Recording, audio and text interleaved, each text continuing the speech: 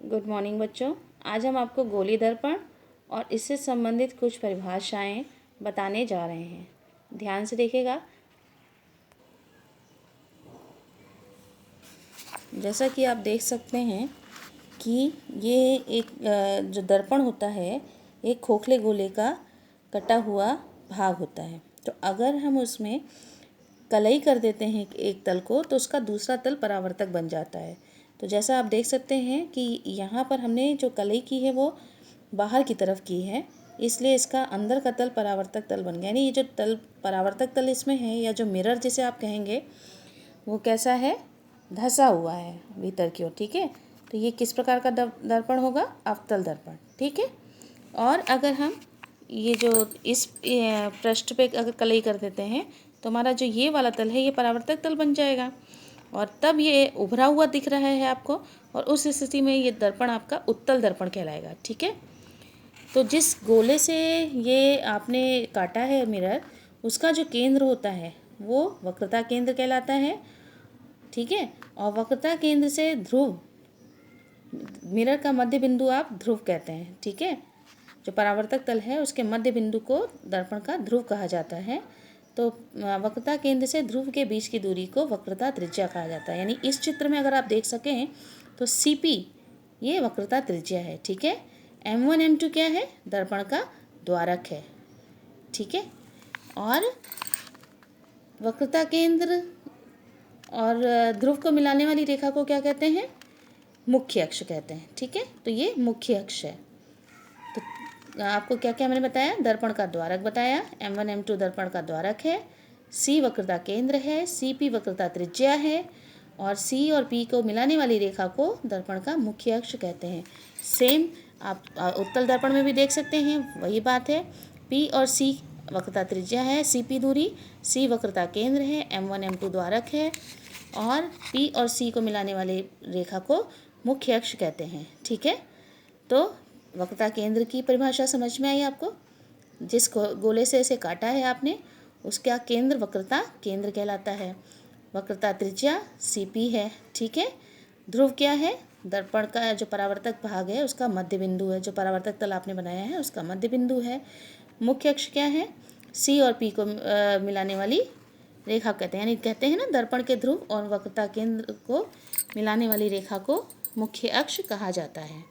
ठीक है, चलिए, तो दर्पण कितने प्रकार के हो गए, अवतल दर्पण और उत्तल दर्पण, यानी 2 प्रकार के दर्पण हो गए। ठीक है, अब दर्पण में फोकस क्या होता है ये तो आपने चित्र से देख लिया। फोकस की बात करेंगे अब हम। ठीक है, मुख्य फोकस किसे कहते हैं। ठीक,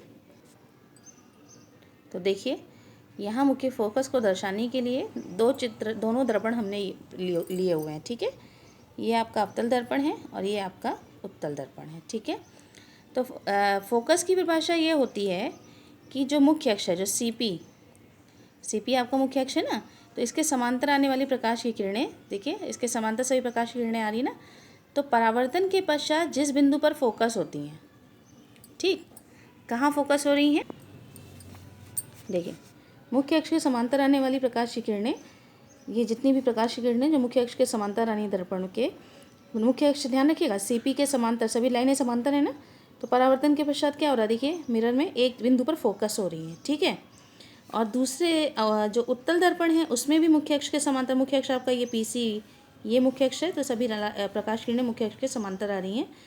तो परावर्तन के पश्चात ये चूँकि बाहर की ओर ही रहेंगी ना, तो ये किसी बिंदु से आती हुई, ये जो रिफ्लेक्टेड रेज हैं आप देख सकते हैं, एक बिंदु से आती हुई दिखाई दे रही है ना आपको। इस वाले में दिख रहा है एक बिंदु पे फोकस हो रही है, इस वाले में दिखाई दे रहा है आपको कि इस बिंदु से आ रही है। जैसे इधर से इस आप इसके सामने खड़े होंगे, यहाँ पे इसके सामने खड़े होंगे तो आपको लगेगा सारा प्रकाश इस बिंदु से हमारी तरफ आ रहा है। तो प्रकाश मुख्य अक्ष के समांतर चलने वाली प्रकाश किरणें मुख्य परावर्तन के पश्चात जिस बिंदु पर फोकस होती हैं या जहाँ पर मिलती हुई प्रतीत होती हैं, समझ रहे हैं ना, मिलती हुई है ये कहिए, यहाँ पे मिलती हुई तो नहीं कह सकते क्योंकि आपकी तरफ आ रही, तो कहेंगे जहाँ से आती हुई प्रतीत होती है, इन दोनों बिंदुओं को F, और यहाँ पर भी F और यहाँ पर भी F, इन्हें हम दर्पण का मुख्य फोकस कहते हैं। ठीक है, और फोकस दूरी अगला है कि फोकस दूरी। ठीक है, तो फोकस दूरी क्या होगी, ये जो फोकस बिंदु है, फोकस बिंदु से ध्रुव तक के बीच की दूरी को फोकस दूरी कहा जाता है। ठीक है, यहाँ पर भी देख लीजिए, उत्तल दर्पण में भी फोकस बिंदु से ध्रुव के बीच की दूरी को फोकस दूरी कहते हैं। ठीक है, तो गोलीय दर्पण में भी परावर्तन के सारे नियम उसी तरह लागू होते हैं जैसे कि समतल दर्पण में होता है। ठीक है, तो यहाँ पर अभिलंब क्या होगा, इन जो ये आपका गोलीय दर्पण होता है इसमें जो अभिलंब होते हैं वो किसी बिंदु को वक्रता केंद्र से जो मिलाने वाली रेखा होगी वो उस बिंदु पर अभिलंब कहलाएगी। जो अभिलंब कहना होगा तो वक्रता केंद्र से मिलाने वाली रेखा को ही आप अभिलंब कहेंगे। तो यहाँ तो आप सीपी को अभिलंब कह सकते हैं, अदरवाइज सी से मिलनी चाहिए वो रेखा। ठीक है, अब इसके बाद दर्पण की वक्रता त्रिज्या और फोकस दूरी में संबंध, ये सारी बातें आप जानते हैं, इसलिए इसको एक बार आपको दोबारा बस बता रहे हैं कि वक्रता त्रिज्या के और फोकस दूरी के बीच में क्या संबंध होता है। जो फोकस दूरी होती है वो वक्रता त्रिज्या की आधी होती है। ठीक है, समझ रहे हैं ना, जो फोकस दूरी होती है वक्रता त्रिज्या की आधी होती है।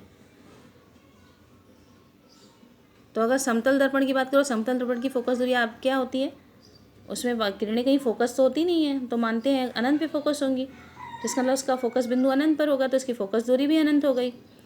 ठीक है, तो अगर वक्रता त्रिज्या के आधार पर हम जानना चाहें तो समतल दर्पण क्या होगा, एक ऐसे गोले का भाग होगा, मान सकते हैं कि जिसके लिए वक्रता त्रिज्या क्या हो, अनंत हो। ठीक है, तो उसकी फोकस दूरी अनंत होगी। अब चूँकि हम ये इसमें जब आप कुछ भी डेरिवेशन वगैरह करेंगे तो उसमें हमें साइन कन्वेंशन पता होना चाहिए। तो यहाँ पे जो दूरियां नापी जाती हैं दर्पण में, उसकी हम मतलब किस दूरी को हम पॉजिटिव लेंगे, किसको नेगेटिव लेंगे, ये हम आपको बताने जा रहे हैं। यानी दूरियां नापने का जो है निर्देशांक ज्यामिति की चिन्ह परिपाटी हम बता रहे हैं। तो पहली बात तो आप समझ लीजिए, सभी दूरियां जो है हम कहाँ से लेते हैं,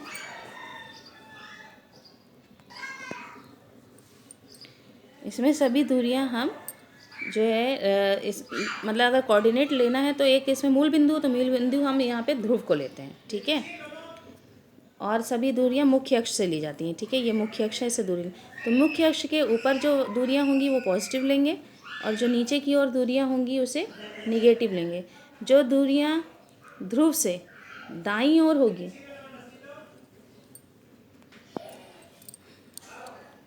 तो जो दूरियां ध्रुव से दाईं ओर होंगी वो पॉजिटिव ली जाएंगी, जो बाईं ओर होंगी वो निगेटिव ली जाएंगी।